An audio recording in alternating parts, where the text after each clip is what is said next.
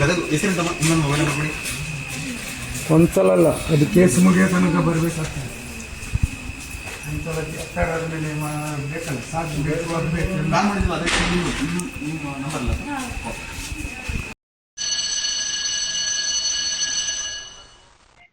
Jayant sir ನಮಸ್ಕಾರ. ನಮಸ್ತೆ sir.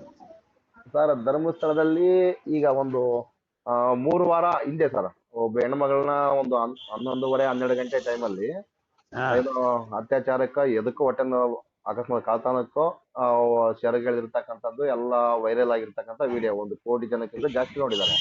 ಯಾವ್ದು ಕಿಡ್ನಾಪ್? ಆ ಕಿಡ್ನಾಪ್ ಕೇಸ್ ಅಲ್ಲ ಸರ್, ಈಗ ಒಂದು 3 ವಾರದ ಕೆಳಗೆ ಸರ್ ಹಾವೇರಿ ಮೂಲದ ಒಬ್ಬ ಹೆಣ್ಮಗಳು ನೈಟ್ ಶರಾವತಿ ಲಾಡ್ಜ್ನಲ್ಲಿ ನಡೆದಂತ ಘಟನೆ. ಅದ್ರದ್ದು ಸರ್ ಎಫ್ಐಆರ್ ನಾವು ಚೆಕ್ ಮಾಡಿದ್ವಿ, ಎಫ್ಐಆರ್ ಆಗಿಲ್ಲ. ಇಷ್ಟೊಂದು ದುಷ್ಕೃತ್ಯ ನಡೆದ ಸಮೇತ ಆಗ್ತಿಲ್ಲಲ್ಲ ಸರ್ ಇದು? 3 ವಾರ ಆಗಿದೆ. ಹೌದು ವಿಷಯ ಗೊತ್ತಾಯ್ತು. ಆ ರಾತ್ರಿ ಹೆಣ್ಮಗಳ ಸೀರೆಯನ್ನ ಎಳೆದಿರೋದು. ಹೌದು ಸರ್, ಹೌದು. ಹೌದು.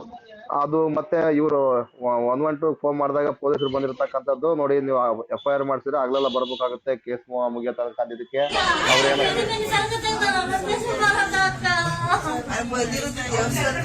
ಬಿಡಬೇಡ್ರಿ ಅವ್ರ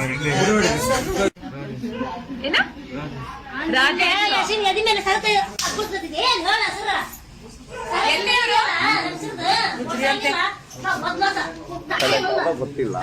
ಬಟ್ ಇಷ್ಟೊಂದು ವೈರಲ್ ಆದ್ಮೇಲೆ ಟೊಮೊಟೊ ಕೇಸ್ ಅನ್ನು ದಾಖಲೆ ಮಾಡ್ಕೋಬೇಕಾಗಿತ್ತು, ದಾಖಲೆ ಮಾಡ್ಕೊಂಡಿಲ್ಲ. ಆದ್ರೆ ಇವರು ಸೋಷಿಯಲಿಸ್ಟ್ ಇದಾರೆ ಸರ್, ಅದು ನೀವು ಮತ್ತೆ ಎಲ್ಲ ಸೌಜನ್ಯ ಹೋರಾಟಗಾರರ ಮೇಲೆ ಆದ್ರೆ ಇಮಿಡಿಯೇಟ್ ಆಗಿ ಕೇಸ್ ಮಾಡ್ಕೊಂತಾರೆ, ಯಾವ್ದೋ ಒಂದು ವಿಡಿಯೋ ಆರ್ಬಿಟ್ರಸ್ ಹಾಕಿ ಕೇಸ್ ಮಾಡ್ಕೊಂತಾರೆ. ಅಲ್ಲಿ ಧರ್ಮಸ್ಥಳದಲ್ಲಿ ಶರಾವತಿ ಲಾಡ್ಜ್ನಿಂದ ದುಷ್ಕೃತ್ಯಗಳು ನಡೆಸಿದ ವ್ಯಕ್ತಿಗಳ ಮೇಲೆ ಯಾಕೆ ಮಾಡ್ತಾ ಇಲ್ಲ ಸರ್? ಅದ್ರ ಬಗ್ಗೆ ನಿಮ್ಮ ಅಭಿಪ್ರಾಯ ಏನು ಸರ್? ಸರ್ ಸುಮೋಟೋ ಕೇಸ್ ಇವಾಗ ಇರೋದೆಲ್ಲ ಸೌಜನ್ಯ ಪರ ಹೋರಾಟಗಾರರಿಗೆ ಮಾತ್ರ ಅಂತ ಕಾಣುತ್ತೆ ಸರ್. ಅದು ಆ ಕಾನೂನು ನಮಗೆ ಮಾತ್ರ ಬಳಕೆ ಮಾಡ್ತಾ ಇದ್ದಾರೆ, ಬೇರೆ ಯಾರಿಗೂ ಆಗಲ್ಲ ಅಂತ ಕಾಣಿಸುತ್ತೆ. ಅಲ್ಲ, ಇಷ್ಟು ದೊಡ್ಡ ಮತ್ತೆ ಏನಂತ ಹೇಳಿದ್ರೆ ಇವರು ಇವಾಗ ಅಲ್ಲಿ ಕರೆಸಿ ನಂತರ ಅಲ್ಲಿ ಅವರು ಯಾರಾದ್ರೂ ಕೂರಿಸಿ ಎದುರಿಸ್ತಾ ಇರ್ತಾರೆ. ಕೇಸ್ ಮಾಡಿ ನೀವು ಇಲ್ಲಿ ಬರ್ಬೇಕು, ಅಲ್ಲಿ ಬರ್ಬೇಕು, ಕೋರ್ಟಿಗೆ ಬರ್ಬೇಕು, ಇಲ್ಲಿ ಬರುವ ನಾವು ನೋಡ್ಕೊಳ್ತೀವಿ, ಗೆದರಿಸ್ತಾರೆ. ಇದಕ್ಕೆ ಈ ತರ ಒಂದು ಬೀಳ್ತಾರೆ. ಆದ್ರೆ ಆತರ ಏನೋ ಇದ್ರು ಅಲ್ಲಿಯ ಪೊಲೀಸ್ ಅಧಿಕಾರಿ ಅವರಿಗೆ ಧೈರ್ಯ ತುಂಬಿಸಿಬಿಟ್ಟು ಕೇಸ್ ಪ್ರಕರಣ ದಾಖಲು ಮಾಡುವ ವ್ಯವಸ್ಥೆ ಮಾಡ್ಬೇಕು, ಅದು ಮಾಡಲ್ಲ. ಅದರಿಂದ ಹೋದ್ರೆ ಮತ್ತೆ ಲೋಡ್ ಯಾರ್ದು ಏನೆಲ್ಲ ಎಂಕ್ವೈರಿ ಮಾಡಿ ಏನಲ್ಲಿ ದೊಡ್ಡವರು ಇದ್ದಾರಲ್ಲ ಅವರ ಬುಡಕ್ಕೆ ಹೋಗ್ಬೇಕಾಗತ್ತೆ. ಅದಕ್ಕೆ ಮತ್ತೆ ಇವರು ಹೋಗಿ ಅಲ್ಲಿ ಅಡ್ಡ ಬೀಳ್ಬೇಕಾಗತ್ತಲ್ಲ. ಈ ಎಲ್ಲ ಕಾರಣದಿಂದಾಗಿ ಕೇಸ್ ಮಾಡ್ಲಿಕ್ಕೆ ಹಿಂದೇಟ್ ಆಗ್ತಾ ಇರ್ತಾರೆ. ಅಂದ್ರೆ ಟೊಮೊಟೊ ಕೇಸ್ ಕೂಡ ದಾಖಸ್ಕೊಂಬಲ್ಲ, ಇವ್ ಕೇಸ್ ಕೊಡಕೋರು ಬೆದರಿಸಿ ಎಸ್ ಪಿ ಅವರಿಗೆ ಒಂದು ಫೋನ್ ಮಾಡಿ ಕೇಳಿ, ಏನ್ ಸರ್ ಈ ತರ ಎಲ್ಲ ಆಗಿದೆ ಅಲ್ಲ ಸರ್, ಏನಕ್ಕೋಸ್ಕರ ಮಾಡ್ಲಿ, ಏನು ಉದ್ದೇಶ ಅಂತ. ಎಸ್ ಪಿ ಅವರು ನೇರವಾಗಿ ಅವರು ಯಾರು ಪೊಲೀಸ್ ಅಧಿಕಾರಿ ಅವ್ರ ಮೇಲೆ ಕ್ರಮ ಕೈಗೊಳ್ತಾರೆ. ಎಸ್ ಪಿ ಮೇಲೆ ಹೆಂಗು ನಮಗೆ ಒಂದು ಭರವಸೆ ಇದೆ, ಒಳ್ಳೆ ಕೆಲಸ ಮಾಡ್ತಾ ಇದಾರೆ. ಆದ್ರೆ ಕಾಣಿಸ್ತಾ ಇಲ್ಲ ಅಷ್ಟೇ. ಅವ್ರಿಗೆ ಒಂದು ಫೋನ್ ಮಾಡಿ ಕೇಳಿದ್ರೆ ಇದಕ್ಕೆ ಉತ್ತರ ಅವರೇ ಕೊಡ್ತಾರೆ ಅವಾಗ. ಇಲ್ಲ ನಾನು ಇದ್ರಲ್ಲಿ ನೋಡಿದೆ ಸರ್, ಆನ್ಲೈನ್ ಅಲ್ಲಿ ನೋಡಿದೆ, ಇದುವರೆಗೂ ಎಫ್ಐಆರ್ ಆಗಿಲ್ಲ ಸರ್. 3 ವೀಕ್ 4 ಇನ್ನೊಂದು ತಿಂಗಳ ಆಗ್ಬೋದು ಸರ್, ತಿಂಗಳಾದ ಸಮೇತ ಎಫ್ಐಆರ್ ಮಾಡ್ಕೊಂಡೇ ಇಲ್ಲ. ಅದೇನ್ ಸೆಟ್ಲ್ಮೆಂಟ್ ಮಾಡ್ಕೊಂತಾರೋ ಗೊತ್ತಿಲ್ಲ. ಅದು ಅದೇ ಅಲ್ಲಪ್ಪ, ಹೋಗಲ್ಲ ಎದುರಿಸ್ಬಿಡ್ತಾರಲ್ಲ, ಮತ್ತೆ ಹೆದರ್ತಾರೆ. ಮತ್ತೇನಂತ ಹೇಳಿದ್ರೆ ಅಷ್ಟೊತ್ತಿಗೆ ಇವ್ರದ್ದು ದೊಡ್ಡ ಸಾಮ್ರಾಜ್ಯ ಅಲ್ವಾ ಸರ್, ಈ ಗ್ರಾಮಾಭಿವೃದ್ಧಿ ಯೋಜನೆ ದೊಡ್ಡ ಸಾಮ್ರಾಜ್ಯನೇ ಇದೆ. ಆ ದೊಡ್ಡ ಸಾಮ್ರಾಜ್ಯ ಇರುವಾಗ ಏನಂತ ಹೇಳಿದ್ರೆ ಇವಾಗ ಊರ ಕಡೆಯಿಂದ ಅಷ್ಟೊತ್ತಿಗೆ ಫೋನ್ ಬರುತ್ತೆ, ನೀವು ಈ ತರ ಬಂದ್ರೆ ನಿಮ್ಮ ಹಳ್ಳಿಯಲ್ಲಿ ಸೇರಿಸಲ್ಲ ಅಂತ. ಅಲ್ಲೂ ಗೆದರಿಸೋರು ಇದ್ದಾರೆ. ಬಡವರಿಗೆ ಇಲ್ಲೂ ಮಾತಾಡಿಸೋ ಅಂತ ಒಂದು ವ್ಯವಸ್ಥೆ ಇಲ್ಲ ಇವರ ಸಾಮ್ರಾಜ್ಯದಲ್ಲಿ. ಅದಕ್ಕೆ ತಾನೇ ಇವಾಗ ಇಷ್ಟೆಲ್ಲ ಆಗ್ತಾ ಇರೋದು. ಅಂದ್ರೆ ಅವ್ರದೇ ಸಾಮ್ರಾಜ್ಯ, ಇಲ್ಲಿ ನೋಡೋದು ಅವ್ರದೇ. ಅವ್ರ ಜನ ಮೇಲೆ ಯಾವ್ದು ಕೇಸ್ ಮಾಡಲ್ಲ. ಮತ್ತೆ ಅಕ್ರಮ ಬಡ್ಡಿ ದಂಧೆಯಲ್ಲಿ ಎಷ್ಟೋ ಜನ ಸತ್ತಿದ್ದಾರೆ. ಎಲ್ಲಾದ್ರೂ ಧರ್ಮಸ್ಥಳ ಗ್ರಾಮಾಭಿವೃದ್ಧಿ ಯೋಜನೆಯಿಂದ ಸಾಲ ಸತ್ತ ಅಂತ ಎಲ್ಲ ಬಂದಿದಾರ? ಇಲ್ಲ ಸರ್, ಇವರ ಕಿರ್ಕೊಳ್ಳೋ ಸತ್ತರ ಓಡಿ ಹೋಗಿ ಅಷ್ಟೊತ್ತಿಗೆ ಮಾತುಕತೆಯಲ್ಲಿ ಮುಗಿಸಿ ಅವ್ರಿಗೆ ಏನಾದ್ರು ಬೇಕಾದ್ರೆ ಒಂದಿಷ್ಟು ಕೊಟ್ಟು ಸುಮ್ಮನೆ ಬಾಯಿ ಮುಚ್ಚಿಸ್ತಾರೆ. ಈ ಕೆಲಸ ಆಗ್ತಾ ಇದೆ. ಎಷ್ಟೋ ಸಾವಿರ ಜನ ಕರ್ನಾಟಕದಲ್ಲಿ ಸತ್ತಿದ್ದಾರೆ. ಯಾರಾದ್ರೂ ಕೇಳೋರಿದ್ದಾರ? ನೀವು ಲಿಸ್ಟ್ ತೆಗುವಾಗ ಸಾಲ ಬಾಧೆಯಿಂದ ಸತ್ತ, ಅದಲ್ಲದೆ ಬೇರೆ ಯಾವ್ದು ಇರಲ್ಲ, ಸಾಲ ಬಾಧೆ ಮಾತ್ರ ಇರುತ್ತೆ ಅದರಲ್ಲಿ. ಹೌದೌದೌದು ಸರ್, ನಮ್ಮೂರಲ್ಲಿ ಸಮೇತ ಒಂದಿಬ್ರು ಸತ್ರ ಸಮೇತ ಸೇಮ್ ಅದೇ ಸಾಲ ಬಾಧೆ. ನಾನು ವರದಿ ತಗೊಂಡಿದ್ದೀನಿ, ಇನ್ನೂ ತಗೊಳ್ತೀವಿ. ಇನ್ನೂ ತಗೊಂಡು ನೋಡೋಣ ಮುಂದೊಂದು ದಿನ. ಇವಾಗ SIT ರಚನೆ ಆದಂಗೆ ಅದಕ್ಕೊಂದು ತಂಡ ರಚನೆ ಆಗೇ ಆಗುತ್ತೆ, ತನಿಖೆ ಆಗೇ ಆಗುತ್ತೆ ಪ್ರತಿಯೊಂದು. ಇದನ್ನ ಯಾರು ಮಾತಾಡ್ಸಲಿಕ್ಕಿಲ್ಲ. ಮತ್ತೆ ಇನ್ನೊಂದು ವಿಷಯ ಹೇಳ್ತೀನಿ, ಇದೇ ತರನೇ ನೋಡಿ, ಧರ್ಮಸ್ಥಳ ದೇವಸ್ಥಾನದಲ್ಲಿ ನೀವು ಹೋಗಿ ಎಲ್ಲಾದ್ರೂ ಒಂದು ಸ್ಕ್ಯಾನರ್ ಇಟ್ಟಿರೋದು ಇದೆಯಾ? ಸ್ಕ್ಯಾನರ್ ಗಿನ್ನರ್ ಯಾವ್ದಿಲ್ಲ ಸರ್, ಡೈರೆಕ್ಟ್ ಯಾವ್ದು ಲಾಡ್ಜ್ ಅಲ್ಲಿ ಇದೆಯಾ? ಎಲ್ಲ ಕ್ಯಾಶ್ ಕ್ಯಾಶ್ ಕ್ಯಾಶ್ ಕ್ಯಾಶ್. ಅಲ್ಲಿ ಕ್ಯಾಶ್ ಅಲ್ಲ, ಬೇರೆ ಯಾವ್ದಿಲ್ಲ. ಇದು ಈ ಗ್ರಾಮ ಅಲ್ಲಿ ಆ ಗ್ರಾಮ ಒಂದು ವಿಶಿಷ್ಟ ರೀತಿ ಸರ್. ಅಲ್ಲಿಗೆ ಯಾವ ಕಾನೂನು ಅನ್ವಯ ಆಗಲ್ಲ ಸರ್. ಯಾವ್ದು ಅನ್ಯಾಯ ಆಗಲ್ಲ. ಒಟ್ಟನೆ ಹಿಟ್ಲರ್ ಸಾಮ್ರಾಜ್ಯ ಅದು ಧರ್ಮಸ್ಥಳ. ಹೌದೌದು, ಅಷ್ಟೇ. ನಾವೇನು ಮಾತಾಡಬಾರ್ದು. ಏನು ಮಾತಾಡಕ್ ಹೋದ್ರೆ ನಮ್ಮ ಯೂಟ್ಯೂಬ್ ಮಾತಾಡಿದವರಿಗೆ ಮಾತ್ರ ಕಾನೂನು. ಅದೇ ಸರ್, ಅಲ್ಲಿ ಏನೇ ಮಾಡಿದ್ರು ಅವ್ರಿಗೆ ಕಾನೂನು ಅನ್ವಯ ಆಗಲ್ಲ, ಮಾತಾಡಿದವರಿಗೆ ಮಾತ್ರ ಕಾನೂನು ಅನ್ವಯ ಆಗ್ತಿದ್ದು. ಅದೇ ಸರ್, ನಾವು ಯೂಟ್ಯೂಬ್ ಅಲ್ಲಿ ಏನೋ ಮಾತಾಡಿ ಹಾಕಿದ ಸಮೇತ ನಮ್ಮ ಮೇಲೆ ಸೋಮುಟ ಕೇಸ್ ಆಗ್ತವೆ, ಮತ್ತೆ ನೋಟಿಸ್ ಕಳಿಸ್ತಾರ, ವಿಡಿಯೋ ಡಿಲೆಕ್ಟ್ ಮಾಡಿ ಅಂತ ಹೇಳ್ತಿದ್ರು. ನಾವು ನೋಡಿ, ಇಲ್ಲಿ ನಾವ್ ಯಾರು ಹೆಸರು ಹೇಳಿಲ್ಲ, ಈ ಆಡಿಯೋ ಸಮೇತ ಅಪ್ಡೇಟ್ ಮಾಡಿದ್ರೆ ವಿತ್ ಇನ್ 1 ವೀಕ್ ಒಳಗೆ ನಮಗೆ ಈ ವಿಡಿಯೋ ಡಿಲೆಕ್ಟ್ ಮಾಡಿ ಅಂತ ಬರುತ್ತೆ ಸರ್. ಇದ್ರಲ್ಲಿ ಹೆಂಗ್ ಸರ್ ಇದು ಅವ್ರಿಗೆ ಕೇಳ್ಬೇಕಾಗತ್ತೆ ಇವಾಗ ಹಾಕೋರಿಗೆ ಏನಕ್ಕೆ ಅಂತ. ಅವ್ರಿಗೆ ರಿಪ್ಲೈನೇ ಇಲ್ಲ ಸರ್. ನಾವು ಎಷ್ಟು ಮೇಲೆಲ್ಲ ಮಾಡಿದ್ ಮತ್ತೆ ಅವ್ರಿಗೆ ರಿಪ್ಲೈನೇ ಇಲ್ಲ. ಪರವಾಗಿಲ್ಲ, ನೀವು ತಾಳ್ಮೆಂತ ಇರಿ. ಎಲ್ಲ ಸುತ್ತಾ ಇದೆ, ಎಲ್ಲ ಎಲ್ಲಿಗೆ ಹೋಗಿ ಸುತ್ತಬೇಕು ಅಲ್ಲಿ ಸುತ್ತಾ ಇದೆ. ಇವಾಗ ಜಾಲತಾಣದಲ್ಲ ಕೆಲವೊಂದಿಷ್ಟು ಜನ ಬರೆದಾಗ್ತಾ ಇದಾರೆ. ಬರೆದು ಹಾಕೋರು ಆಗ್ತಾ ಇರ್ಲಿ ಅಂತ ನಾವು ಸೈಲೆಂಟ್ ಆಗಿದ್ದೀವಿ. ಸುತ್ತುದು ಎಲ್ಲಿ ಸುತ್ತಾ ಇದೆ ಅಲ್ಲಿ ಸುತ್ತ ಹಾಕೊಂಡಾಯ್ತು. ಅಲ್ಲ ಸರ್, ಮೊನ್ನೆ ಒಂದು ವಿಡಿಯೋ ವೈರಲ್ ಆಗ್ತಾ ಇತ್ತು. ಅವರು ದಿನಕರ ಆಚಾರ್ಯನೋ ಏನು ಬೇರೆನೋ ಗೊತ್ತಿಲ್ಲ ನನಗೆ, ದಿನಕರ ಆಚಾರ್ಯ ಅಂತ ಹೇಳ್ತಿದ್ದಾರೆ. ತುಳು ಭಾಷೆಯಲ್ಲಿ ಇರ್ತಕ್ಕಂಥದ್ದು. ಇಲ್ಲಿ ಸತ್ಯ ಐತಾ, ನ್ಯಾಯ ಐತಾ, ಧರ್ಮ ಐತಾ ಅಂತ ಎಲ್ಲ ಕೇಳಿರ್ತಕ್ಕಂಥದ್ದು. ಇನ್ನ ಇವ್ರು ನೋಡಿ ಸರ್, ಇವರು ಧರ್ಮಸ್ಥಳದ ಗ್ಯಾಂಗ್ನರ್ ಅನ್ಬೇಕು, ಇವ್ರು ಏನೋ ಗೊತ್ತಿಲ್ಲ. ಅವನು ಬೋಳಂಗಡಿ ಮತ್ತೆ ತಿರ್ಗಾ ವಸಂತ ಗಿಳಿಯಾರು ಮತ್ತೆ ಕೆಲವೊಬ್ಬರೆಲ್ಲ ಇವನು ಹುಚ್ಚ ಅರಮೆಂಟ್ಲು ಹಾಗೆ ಈಗೆಲ್ಲ ಅಂತ ಹೇಳ್ತಿದಾರೆ ಸರ್. ಸತ್ಯ ಅಲ್ಲ ಸರ್, ಇದ್ರ ಸತ್ಯ ಇದು ಸರ್ ಕೇಳಿದ ಕ್ವಶನ್ ಇಲ್ಲಿ. ಅದು ಹುಚ್ಚ ಯಾರಂತ ಗೊತ್ತಾ? ಇವಾಗ ಹೇಳಿದಾರಲ್ಲ ಹುಚ್ಚ ಅಂತ ಹೇಳ್ತಾ ಇದಾರಲ್ಲ, ಅವರೇ ಹುಚ್ಚು. ಆ ಬದ್ಧ ಹುಚ್ಚ ಅಲ್ಲ, ಅವ ಸರಿಯಾಗಿ ಮಾತಾಡಿದಾನೆ. ಅಲ್ಲಿಂದ ಹೇಳ್ತಾ ಇದಾರೆ ಇವಾಗ ಈ ಎಲ್ಲ ಮಹೇಶನ ತಂಡಂತೆ. ಅವ್ರು ಯಾರಂತ ನಮಗೆ ಇನ್ನೂ ಗೊತ್ತೇ ಇಲ್ಲ. ಇವಾಗ ನೋಡಿ, ಇವಾಗ ಅವ್ರು ಕರ್ಕೊಂಡೋಗಿ ಹಾಸ್ಪಿಟಲ್ ಸೇರಿಸ್ಬಿಟ್ಟು ಬೇಕಾದ್ರೆ ಹೇಳ್ತಾರೆ ಇವಾಗ ಇದು ಹುಚ್ಚ ಅಂತ ತೋರಿಸ್ತಾರೆ. ಇವರು ಈ ಕೆಲಸ ಎಲ್ಲ ಕುತಂತ್ರ ಕೆಲಸ ಎಲ್ಲ ಮಾಡ್ತಾ ಇದಾರೆ ಅವರು. ತಲೆ ಎಡಕ ಕೆಲಸ ಮಾಡೋದು ಇವರಿಗೆ ಅದೇ ಕೆಲಸ. ಅವರಿಗೆ ಇವರ ಯೋಗ್ಯತೆಗೆ ಹುಚ್ಚ ಅಂತ ಹೇಳ್ತಾ ಇದಾನಲ್ಲ, ಇವರ ಮನೆಯಲ್ಲಿ ಇರ್ಬೋದು ಹುಚ್ಚರು, ಬೇರೆ ಯಾರು ಅಲ್ಲಿ ಹೇಳ್ತಾರಲ್ಲ ಅವರ ಮನೆಯಲ್ಲಿ ಹುಚ್ಚರು ಇರೋದು. ಇವನು ಸೇರಿ ಅವ್ರ ಮನೆಯಲ್ಲಿ ಇರೋದೆಲ್ಲ ಹುಚ್ಚರು ಅಂತ ಹೇಳ್ತೀವಿ ನಾವು. ಹುಚ್ಚತನ ಮಾಡ್ತಾ ಇದಾರೆ ಇವಾಗ, ಬುಡಕ್ಕೆ ಬರ್ತಾ ಇರೋ ಹುಚ್ಚತನ ಮಾಡ್ತಾ ಇದಾರೆ ಇವರೆಲ್ಲ ಇವರ ಯೋಗ್ಯತೆಗೆ. ಎಷ್ಟು ಟೈಮ್ ಮಾಡ್ತೀವಿ ನೋಡೋಣ. ನೋಡ್ತಾ ಇದ್ದೀವಿ.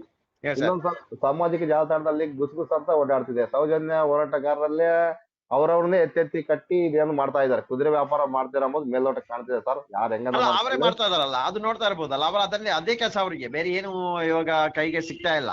ಎಲ್ಲೂ ಏನು ಸಿಗ್ತಾ ಇಲ್ಲ. ಏನಾದ್ರು ಮಾಡಿ ಯಾರನ್ನಾದ್ರೂ ಹೋರಾಟಗಾರನ್ನ ಕರೆಸಿಕೊಳ್ಳೋದು, ಏನಾದ್ರು ಮಾಡಿ ಅವರ ತಲೆಯನ್ನು ಸ್ವಲ್ಪ ಹಿಂಡಿ ಏನೋ ಮಾಡ್ಸಾರ ಜನರಿಗೆ ತಪ್ಪು ಮಾಹಿತಿನ ಕಳ್ಸೋ ಕೆಲಸ ಮಾಡ್ತಾ ಇದೀವಿ. ಮಂಜುನಾಥ ಸ್ವಾಮಿ ಅಲ್ಲಿ ಇರುವಷ್ಟು ಕಾಲ ಏನು ನಡೆಯಲ್ಲ. ಅದು ಹೋಗೋದಲ್ಲ ಒಳ್ಳೇದಕ್ಕೇನಿ, ಹೋರಾಟದಿಂದ ಹೋಗ್ತಾ ಇರುವುದಲ್ಲ ಒಳ್ಳೇದಕ್ಕೇನಿ. ಮುಂದಕ್ಕೆ ನಮಗೆ ಇವರು ಯಾರು ಇರಬಾರ್ದು. ಸ್ವಚ್ಛ ಮಾಡ್ತಾ ಇರೋದು ಮಂಜುನಾಥ ಸ್ವಾಮಿ ಅದನ್ನೆಲ್ಲ. ಯಾರ್ಯಾರು ಬೇಡ ಅವ್ರನ್ನೆಲ್ಲ ಸ್ವಚ್ಛ ಮಾಡಿ ಹೊರಗೆ ಕಳಿಸ್ತಾ ಇದಾರೆ ಸರ್. ಇದು ಮಹೇಶ್ವರ ಗಡಿಪಾರಿಯಿಂದ 3 ವಾರ ಟೈಮ್ ಅಂತ ಹೇಳಿದ್ರಲ್ಲ ಸರ್, ಇವಾಗ ಏನಾದ್ರು ಅಪ್ಡೇಟ್ ಐತೆ ಸರ್ ಅದ್ರ ಬಗ್ಗೆ ಏನಾದ್ರು? ಇಲ್ಲ, ಅದು ಕಾನೂನು ಚೌಕಟ್ಟಲೆಲ್ಲ ಕೆಲಸಗಳು ನಡೀತಾ ಇದೆ. ಆ ವಿಷಯದಲ್ಲಿ ನಾವು ಜಾಸ್ತಿ ಮಾತಾಡೋಂಗಿಲ್ಲ. ಏನು ನೋಡೋಣ ಏನೆಲ್ಲ ಆಗುತ್ತೆ ಅಂತ. ಅಲ್ಲಿ 15 ವರ್ಷದ 20 ವರ್ಷ ಕೇಸು, ಅದ್ರ ಬಗ್ಗೆನೇ ಅವರು ಎಲ್ಲಿ ಎತ್ತಿ ಪ್ರಸಾರನ ಇದನ್ನ ಮಾಡ್ತಾ ಇಲ್ಲ, ಅದು ತಗೊಳ್ತಾನೆ ಇಲ್ಲ, ಅದ್ರ ಬಗ್ಗೆ ಮಾತಾಡಂಗಿಲ್ಲ ಸರ್. 15-20 ವರ್ಷದ ಕೇಸ್ ಅಂದ್ರೆ ಅದನ್ನ ಕೇಸ್ ಕೂಡ ಅಕ್ಯೂಟ್ ಆಗಿ ಹೋಗುತ್ತೆ ಸರ್. ಅದು ಗಡಿ ಪರದೇಶ ಅಕ್ಯೂಟ್ ಆಗುತ್ತಾ ನಮ್ಮ ಊಹೆ ಸರ್. ಅದು ಅಲ್ಲ ಹೇಳಿದಿವಲ್ಲ ಸರ್, ಇವರಿಗೆ ಮಾತ್ರ ಕಾನೂನೆಲ್ಲ ಅನ್ವಯ ಆಗುದು. ಸೌಜನ್ಯ ಹೋರಾಟಗಾರಿಗೆ ಯಾವ್ದು ಆಗಲ್ಲ. ನಮಗೆ ಆಗ್ತಾ ಇರೋದು ಯಾವತ್ತಾದ್ರೂ ನೋಡ್ತಾ ಇರಿ. ಆ ಮಂಜುನಾಥ ಸ್ವಾಮಿ ಸತ್ಯಕ್ಕೆ ಒಂದು ಜಯ ಸಿಗುತ್ತೆ. ಆ ಮಂಜುನಾಥ ಸ್ವಾಮಿಯ ಮುಂದೆ ಇದೆಲ್ಲ ಹೋರಾಟ ಆಗ್ತಾ ಇರೋದು ಎಲ್ಲ ನೋಡ್ತಾ ಇದ್ದಾರೆ. ಆವತ್ತು ಗೊತ್ತಾಗತ್ತೆ. ಎಲ್ಲರಿಗೂ ಸ್ವಲ್ಪ ವೇಟ್ ಮಾಡೋಣ. ಅದಕ್ಕೆ ನಾ ಎಲ್ಲರಿಗೂ ಹೇಳೋದು, ಸುಮ್ಮನೆ ಸೈಲೆಂಟ್ ಆಗಿರಿ. ಸೈಲೆಂಟ್ ಆಗಿ ಇದ್ದು ಬರೋಣ.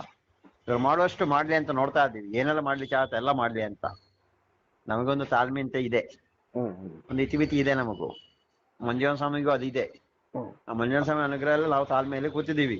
ಅದನ್ನೇ ಹೇಳ್ತಾ ಇರೋದು ಮಂಜುನಾಥ ಸ್ವಾಮಿ, ನೀವು ತಾಳ್ಮೆಯಲ್ಲಿ ಇರಿ, ತಲೆ ಕೆಡಿಸಬೇಡಿ. ಇಷ್ಟು ವರ್ಷ ನಾನು ನೋಡ್ತಾ ಇದ್ದೆ ಅಲ್ಲ, ನೀವು ಸ್ವಲ್ಪ ಇರಿ, ಆಯ್ತು. ನಿಮ್ಮನ್ನು ಇಳಿಸಿರೋ ಅದಕ್ಕೋಸ್ಕರನೇ. ಅಲ್ಲ ಸರ್, ಒಂದ್ ನಿಮಿಷ. ಇದು SIT ರಚನೆ ಮಾಡಿದಾರಲ್ಲ ಸರ್, ಇದು ಸೌಜನ್ಯ ಹೋರಾಟಗಾರರನ್ನು ಇದರಲ್ಲಿ ಶಿಕ್ಷಲಕ್ಕೋಸ್ಕರ ಮಾಡಿದಾರೋ, ಇನ್ನು ಅಕಸ್ಮಾತ್ ಶಿಕ್ಷಿ ಕ್ಲೀನ್ ಶೀಟ್ ಕೊಡ್ಬೇಕಂತ ಅದೇ ಉದ್ದೇಶದಿಂದ ಕಾಣ್ತಿದೆ ಸರ್ ನಮಗೆ. ಅದು SIT ರಚನೆ ಮಾಡೋದು, ಸೌಜನ್ಯ ಹೋರಾಟಗಾರನ್ನ ಹಿಂಗಾರು ಮಾಡಿ ಅವ್ರನ್ನೊಂದು ಬಂಧನ ಮಾಡಬೇಕು, ಇಡೀ ಹೋರಾಟವನ್ನು ದಾರಿ ತಪ್ಪಿಸಬೇಕು, ಜನರ ಗಮನವನ್ನು ಬೇರೆ ಕಡೆ ಸೆಳಿಬೇಕು, ಎಲ್ಲೋ ಅವರು ಏನು ಈ ಅತ್ಯಾಚಾರ ಕೊಲೆ ಮಾಡಿದ ಅವರೆಲ್ಲ ಸಾಚ ಅಂತ ತೋರಿಸ್ಬೇಕು ಈ ಉದ್ದೇಶದ ಮಾಡಿರೋದು. ಮತ್ತೆ ನೋಡಿ ಸರ್, ಅದರಲ್ಲಿ ಅಲ್ಲಲ್ಲ SIT ನಲ್ಲಿ ಎಲ್ಲರನ್ನೂ ನಾನು ಹೇಳಲ್ಲ, ಅದರಲ್ಲಿ ಕೆಲವೊಂದು ವ್ಯಕ್ತಿಗಳು ಮಾಡಿರೋ ಕೆಲಸ ಅದೇ ಮಾಡಿರೋದು, ಬೇರೆ ಏನು ಮಾಡಿಲ್ಲ ಅವರು. ಅಲ್ಲ ಸರ್, ಇನ್ನೊಂದು ಸರ್, ಬೋಳಂಗಡಿ ಅಂತೇಳಿ ಯೂಟ್ಯೂಬ್ ಅಲ್ಲಿ ಮಾತಾಡ್ತಿದ್ದೆ ನಾವಯ್ಯ. ಹಾ, ಸೌಜನ್ಯ ಹೋರಾಟಗಾರರಾದ ಮಹೇಶ್ ಅಣ್ಣ, ಜಯಂತ್ ಅಣ್ಣ, ಮತ್ತೆ ವಿಠಲ್ ಗೌಡ್ರು, ಗಿರೀಶ್ ಮಠಣ್ಣನವರು, ಮತ್ತೆ ಸೌಜನ್ಯ ಮಾವ ವಿಠಲ್ ಗೌಡ್ರು, ಮತ್ತೆ ಸುಜಾತ ಭಟ್ಟ, ಚಿನ್ನ, ಇವ್ರ 6 ಜನನ್ನ ಅದರಲ್ಲಿ ಒಬ್ರು ಮಾತ್ರ ಅರೆಸ್ಟ್ ಆಗಿ ಜೈಲಿಗೆ ಹೋಗಿದ್ರು. ಮತ್ತೆ ಉಳಿಕೆ ಸಮೇತ ಜೈಲಿಗೆ ಹಾಕದ್ ಬಿಟ್ಟು ಯಾಕೆ ಸುಮ್ಮನಿದ್ದಾರೆ ಅಂತೇಳಿ ಕಾನೂನಿಗೆ ಪ್ರಶ್ನೆ ಮಾಡ್ತಿದ್ದಾರೆ ಸರ್. ನೀವು ನಾನ್ ಕೇಳ್ತಾರೆ ಈ ಹುಚ್ಚರ ವಿಷಯವನ್ನು ನಮಗೇನಕ್ಕೆ ಕೇಳ್ಬೇಕು? ನಾನ್ ಕೇಳ್ತಾ ಇರೋದೇ, ನಾವೇನಕ್ಕೆ ಅದಕ್ಕೆಲ್ಲ ಉತ್ತರ ಕೊಡ್ಬೇಕು ಸ್ವಾಮಿ?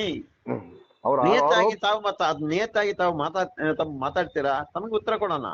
ಯಾರು ಎಲ್ಲೋ ಬಗಳೋದಕ್ಕೆಲ್ಲ ಉತ್ತರ ಕೊಡ್ಲಿಕ್ಕೆ ಇರುವವರಲ್ಲ ಸೌಜನ್ಯ ಹೋರಾಟಗಾರರು, ಗೊತ್ತಾಗಲ್ಲ ಸರ್?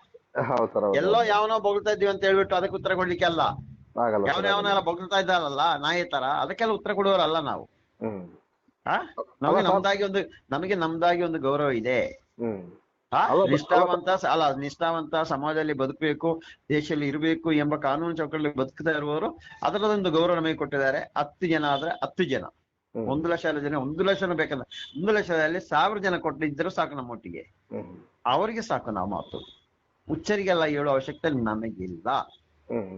Yes sir, correct.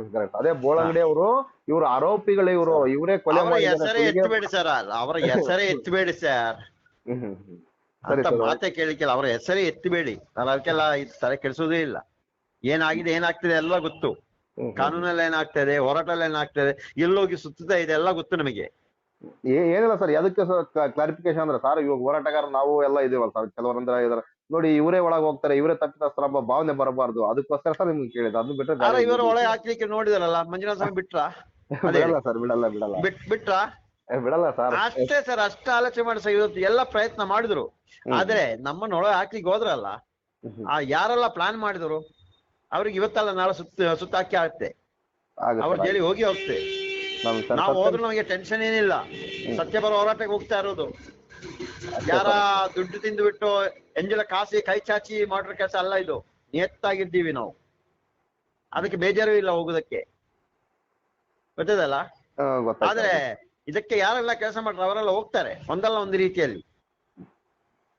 ಅಧಿಕಾರಿ ಆದ್ರೂ ಅಷ್ಟೇ ಇಲ್ಲ, ಯಾವ್ದೋ ಒಂದು ಕೇಸಲ್ಲಿ ಬಿದ್ದಾಕ್ತಾರೆ, ಸಿಕ್ಕಾಕ್ತಾರೆ, ಆ ಮಂಜುನಾಥ ಹಾಕ್ಸಿ ಹಾಕ್ತಾರೆ. ಅದು 100ಕ್ಕೆ 100%.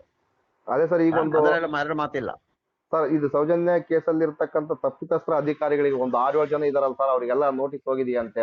ಹೋಗಿದೆ ಸರ್, ಹೋಗಿದ್ವಾ ಇಲ್ವಾ ಸರ್? ಅದು ಗೊತ್ತಿಲ್ಲ ಸರ್, ಏನಂತಲ್ಲ. ಕೆಲವೊಂದು ಕಾನೂನು ಚೌಕಟ್ಟಲ್ಲಿ ಕೆಲಸ ನಡೀತಾ ಇದೆ. ಕಾನೂನು ಚೌಕಟ್ಟು ನಡುವಾಗ ನಾನು ಆ ವಿಷಯದಲ್ಲಿ ಮಾತಾಡ್ಲಿಕ್ಕೆ ಬರಲ್ಲ. ನಮ್ಮ ವಿಷಯ ಏನಿದೆ ಹೋರಾಟ, ಆ ವಿಷಯ ಮಾತಾಡ್ತಾ ಇರ್ತೀವಿ. ಕಾನೂನು ಚೌಕಟ್ಟಲ್ಲಿ ಕಾನೂನು, ಅದಕ್ಕೆ ಯಾರು ಓಡಾಡ್ತಾ ಇದೀವಿ ಅವರು ಮಾತಾಡಿಸ್ತಾ ಇರ್ತಾರೆ. ಕೆಲವೊಂದು ವಿಷಯದಲ್ಲಿ ನಮ್ಗೆ ಎಷ್ಟು ಬೇಕು ಅಷ್ಟು ಮಾತ್ರ ನಾನು ಮಾಡೋದು. ಎಲ್ಲದಕ್ಕೂ ನಾನು ಬಂದು ತಲೆ ಹಾಕಿ ಎಲ್ಲವನ್ನೂ ಮಾತಾಡ್ಸ್ಕೊಂಡು ಕೇಳೋ ಉತ್ತರಗಳು ಅಲ್ಲ ಕೊಡೋದಕ್ಕೆ ಬರೋದು ಇಲ್ಲ ನಾನು. Yes sir. ಸರಿ ಸರ್. ಸರ್, ನಿಮ್ಮ ವಾಯ್ಸ್ ನ ಸರ್ ನಾವು ಪಬ್ಲಿಕ್ ಬಿಡ್ಬೋದಾ ಸರ್? ರೆಕಾರ್ಡ್ ಮಾಡಿದಿರಾ? ರೆಕಾರ್ಡ್ ಮಾಡಿದ್ದೀನಿ ಸರ್. ಬೇರೆ ಇದ್ರೆ ಬಿಡ್ಬೋದು, ಏನ್ ತೊಂದರೆ ಇಲ್ಲ. ನಾವೆಲ್ಲೋ ತಪ್ಪು ಮಾತಾಡ್ತಾ ಇದ್ರ, ಇದ್ದ ವಿಷಯ ಇದ್ದ ನಿಮ್ಗೆ ಹೇಳ್ತಾ ಇದೀನಿ ಅಷ್ಟೇ ಸರ್. ಅಷ್ಟೇ. ಸರಿ, ಓಕೆ ಸರ್. ಸರಿ, okay sir, thank you sir. Okay bye sir. ನಾನು ಸಮಯ ಕೊಟ್ಟು ಮಾತಾಡಿ